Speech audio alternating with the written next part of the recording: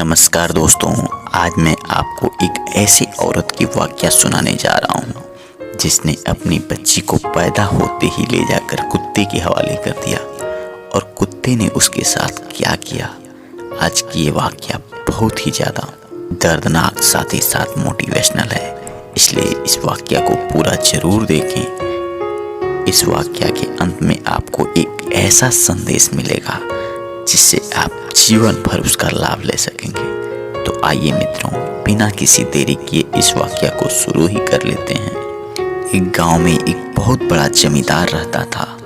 उसके पास धन दौलत रुपए पैसे बहुत सारे थे। एक दिन वह किसी काम से बाहर जा रहा था कि उसे रास्ते में एक पंडित जी मिल गए जो लोगों के हाथ देख रहे थे। जमींदार ने सोचा कि क्यों ना मैं भी अपना हाथ दिखा लूं, इसलिए वह पंडित जी के पास जाकर बोला, जरा मेरे भी भाग्य देख लीजिए, क्या मैं जैसे अब हूँ वैसे आगे भी रहूँगा। जमींदार का हाथ देखते हुए पंडित जी ने कहा, देखो अभी तो सब कुछ अच्छा है, लेकिन जिस दिन तुम्हारे घर में यदि लड़की पैदा होती है उस दिन से तुम्हारे भाग्य खराब होने शुरू हो जाएंगे और तुम सड़कों पर आ जाओगे। अब तो जमींदार के मन में इस बात का डर सताने लगा कि कहीं जो मेरी बीबी के पेट में पल रही है वह लड़की तो नहीं है। वह अपना काम छोड़ छाड़ के भागा भागा पहले घर आया और आकर अपनी पत्नी से कहने लगा कि देखो, यदि तुमने लड़की को जन्म दिया तो मैं उसे जन्म देने के बाद नहीं रखूँगा और मैं उसे मार दूँगा। उसकी पत्नी बड़ी ही भयभीत हो गई। वह सोचने लगी कि ये आप बात क्या कर रहे हैं, यह तो पहला बच्चा होगा, चाहे लड़की हो या लड़का। मन ही मन भगवान से प्रार्थना करने लगी कि हे भगवान, मुझे लड़की मत देना, मुझे लड़का दे देना, क्योंकि जो माँ अपने गर्भ में 9 महीने तक अपने बच्चे को पालेगी और उसी बच्चे की हत्या कर दी जाए तो इससे बड़ा क्रूर अपराध कुछ नहीं होता है और उस माँ को बर्दाश्त भी नहीं होगा। इसलिए वह दिनों रात भगवान को गोहराती रही, प्रार्थना करती रही और वह दिन आ गया जब उसका बच्चा पैदा होने वाला था। अचानक उसके पेट में जोर का दर्द होने लगा। वे भागे भागे हॉस्पिटल गए और हॉस्पिटल में फिर ऐसे ही बच्चे के रोने की आवाज़ सुनाई दी। उस माँ को सबसे बड़ी चिंता यही सताने लगी कि कोई आकर उससे ये बता दे कि लड़का हुआ है या लड़की। जब उसके कानों में यह बात सुनाई दी कि लड़का हुआ है, तब जाकर उसके जान में जान आई और तब जाकर उसे महसूस हुआ कि हाँ, उसे दर्द भी हो रहा है। वह बेचारी इतनी चिंतित थी, इतनी भयभीत थी कि आज तक उसका पति जो भी कहा था वह सब किया था। इसलिए उसे डर था कि लड़की हुई तो वो उसे मार देंगे। धीरे धीरे समय बीतने लगा और धीरे धीरे वह लड़का बड़ा होने लगा। एक बार की बात है, वह जमींदार फिर से कहीं बाहर गया हुआ था और वह औरत फिर से प्रेग्नेंट थी, लेकिन उसने जाने से पहले अपनी पत्नी को इस बात की सख्त हिदायत दी थी कि देखो, मैं कभी नहीं चाहता कि मेरी लड़की पैदा हो। यदि लड़की पैदा होती भी है तो तुम उसे मार देना। उसके मन में इस बात का भय था कि जो पंडित जी बताए थे वह सारी बातें सत्य होती हैं और यदि सत्य हुई और मेरे घर में लड़की पैदा हुई तो मैं तबाह और बर्बाद हो जाऊंगा। इसलिए वह इस बात को समझाकर परदेश चला गया था। एक बार फिर से उस औरत को दर्द पीड़ा शुरू हुआ और वह हॉस्पिटल गई और जैसे ही हॉस्पिटल में उसे पता चला कि इस बार उसे लड़की पैदा हुई है, वह बेचारी थर्रा उठी। वह करती भी तो क्या करती, चूँकि उसने अपने पति को वचन दिया था कि हाँ, यदि लड़की पैदा हुई तो मैं उसे ऐसा ही करूँगी। लेकिन एक माँ के लिए कितना बड़ा दर्द होता है, कितना बड़ा तकलीफ का बात है कि उसे अपने ही हाथों अपनी बच्ची का कत्ल करना पड़े। बेचारी माँ कभी ऐसा नहीं कर सकती, क्योंकि माँ माँ होती है और माँ का कलेजा ऐसा काम करने की कभी भी गवाही नहीं देता। इसलिए उसने उस बच्ची को उस पालतू कुत्ते के पास ले जाकर छोड़ दिया। क्योंकि पालतू कुत्ता को भी इस बात का एहसास था इसलिए उस कुत्ते ने उस छोटे से बच्चे को अपने मुंह में उठाया और लेकर जंगल की तरफ निकल गया। जंगल में एक छोटी सी झोंपड़ी थी जो सुनसान पड़ी थी। उसने उस बच्चे को ले जाकर उसी झोंपड़ी में रख दिया और बच्चा जोर जोर से चिल्ला रहा था। ऐसा लग रहा था उसे जोर की ठंड लग रही थी। उस कुत्ते ने अपने बच्चे के साथ साथ उस बच्चे को भी बीच में रखा और उसे ढककर आराम से बैठ गई। धीरे धीरे बच्चे को गर्मी मिली। वह पालतू कुत्ता अपने बच्चों के साथ साथ इस छोटे से बच्चे को भी पालने लगा, उसे दूध पिलाने लगा। धीरे धीरे कुछ समय बीता और जो उस झोंपड़ी में रहने वाले साधु सन्यासी थे वह वापस उस झोंपड़ी में आए और आकर देखा तो उन्हें एक अजीब सा मंजर दिखाई दिया। एक बेजुबान जानवर एक इंसानी बच्चे को पाल रहा था और वो भी इस तरह से जैसे एक माँ अपने बेटे को पालती है। चूँकि वो सन्यासी बाबा को सब कुछ मालूम था, क्योंकि वह दिव्य दृष्टि वाले थे, उन्होंने सब कुछ जान लिया था। इसलिए वह अब जो भी खाना बनाते उसमें से वह छोटी सी बच्ची को खिलाते और उस कुतिया को भी खिला देते थे। धीरे धीरे समय बीतने लगा और वह बच्ची धीरे धीरे बड़ी होने लगी। वह उसे हमेशा भगवान की पूजा पाठ करना सिखाते, हमेशा अच्छे संस्कार दिए और वह लड़की धीरे धीरे जवान होने लगी। एक बार की बात है, वह जमींदार उसी रास्ते से गुजर रहा था कि जंगल सुनसान में इस छोटी सी झोंपड़ी के पास एक जवान लड़की को देखा। उसे देखते ही वह लड़की बहुत ही ज्यादा पसंद आ गई। जमींदार जब वापस लौटा तो अपने घर आकर जो भी अपने नौकर चाकर थे उनसे बोला कि जाओ और उस जंगल में एक बहुत ही खूबसूरत लड़की है, उससे बातचीत करो, मैं उससे शादी करना चाहता हूँ। उसके नौकर अपने मालिक का हुक्म सुनकर भागे भागे उस जंगल में आए और उस लड़की का पता करने लगे। जमींदार के जो भी लोग गए थे उन्होंने उस साधु सन्यासी को बुरा भला कहा और उससे उस लड़की को ले जाने के लिए कहा। वह उसे रोकने लगे और कहने लगे, नहीं, मैं इसे नहीं जाने दूंगा। वह सब कहने लगे कि इस लड़की की भाग्य बदल जाएगी, भला जमींदार ने इसे पसंद किया है।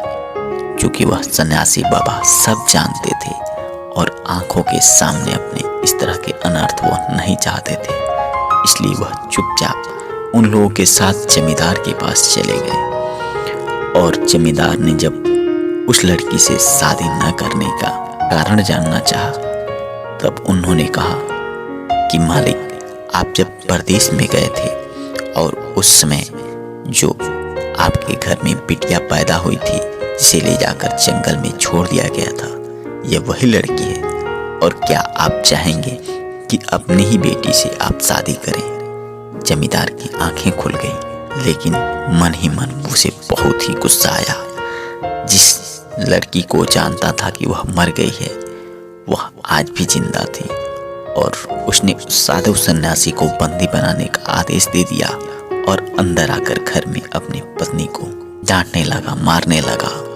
उसने अपने बेटे को, जो कि अब बड़ा हो गया था, उसको आदेश दिया कि तुम जंगल में जाओ और जाकर उस लड़की की हत्या कर देना, नहीं तो हम लोगों का पूरा घर परिवार बर्बाद हो जाएगा। क्योंकि वह लड़का अपने बाप की हर बातें मानता था, इसलिए वह इनकार कर ना सका, लेकिन मन ही मन उसे बहुत ही ज़्यादा पीड़ा हो रही थी। वह बचपन से चाहता था कि उसकी भी कोई बहन होती जिसके साथ वह हंसता खेलता कूदता, लेकिन आज तक उसे अपने बहन के बारे में कुछ पता ही नहीं था। लेकिन आज जब पता चला तो उसकी हालात ऐसी थी कि वह उसी को मारने के लिए जंगल में जा रहा था। वह अपनी माँ से प्रार्थना कर रहा था कि माँ, मैं क्या करूं? लेकिन माँ बेचारी कहती तो क्या कहती, उसने कुछ नहीं बोला। उस लड़की ने अपनी बहन को खोजते खोजते जंगल में इधर उधर काफी समय बिता दिया। अंत में उसे वह झोंपड़ी दिखाई दी जहां वह लड़की रहती थी। जब उस लड़की के पास वह गया और अपने ही इसे मिलता जुलता चेहरा देखा तो वह उसके पैरों पर गिर गया और रोने लगा। वह लड़की समझ गई कि हो ना हो यह मेरा भाई है। उसने उसे अपने गले से लगा लिया और समझाने लगी, पूछने लगी कि बात क्या है। तब उस लड़की ने कहा कि बहन, मुझे तेरे पिता ने तुम्हें मारने के लिए भेजा है और मैं ये नहीं कर सकता। कि कहने लगी कि नहीं, यदि तुमने पिताजी की बातें नहीं मानी तो वो तुम्हें मार देंगे। वो बहुत ही क्रोधी। इससे अच्छा होता तुम मुझे मार देते। कहने लगा अब जो भी होगा देखा जाएगा।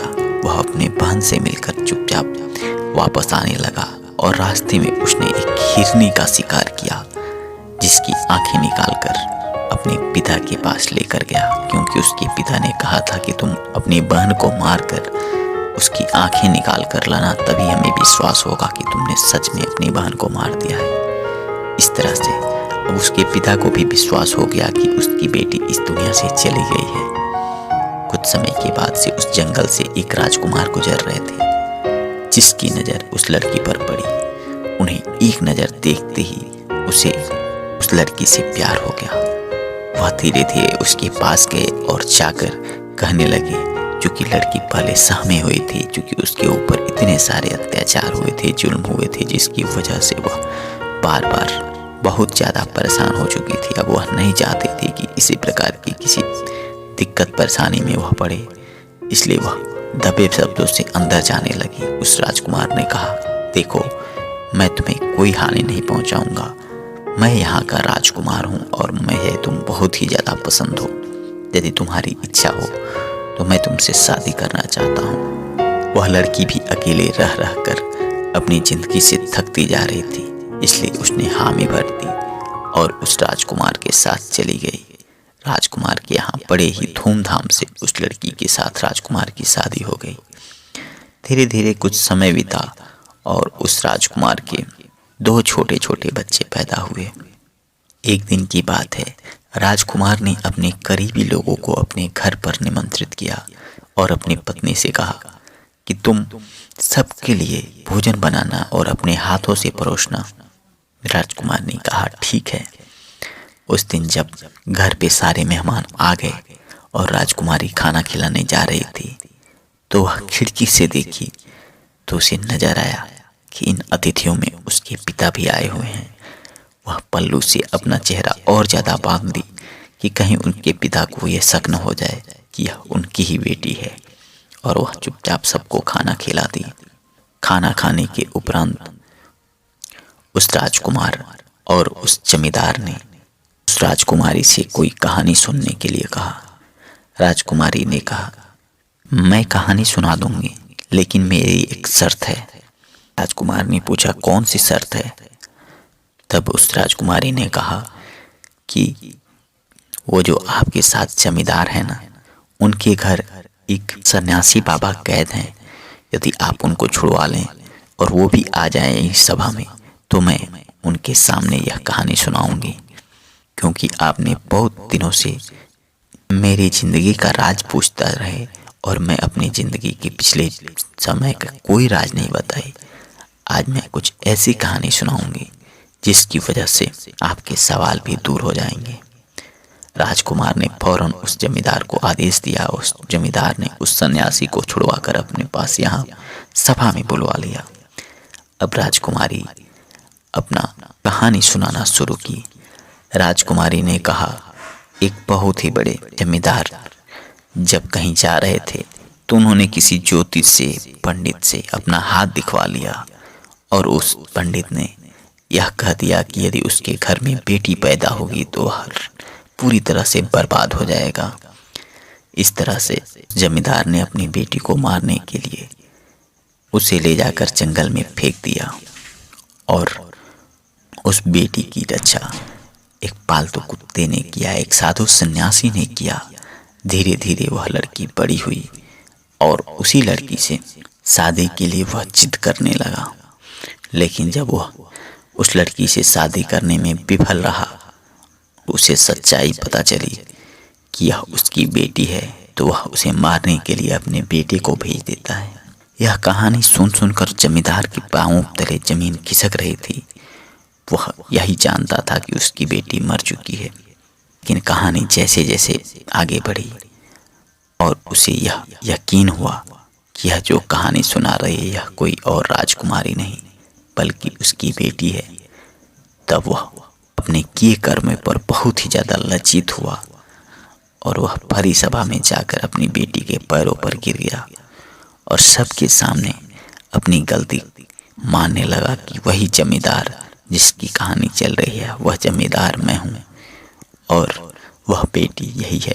उसे अपने किए कर्मों पर बहुत ही ज़्यादा पछतावा हुआ।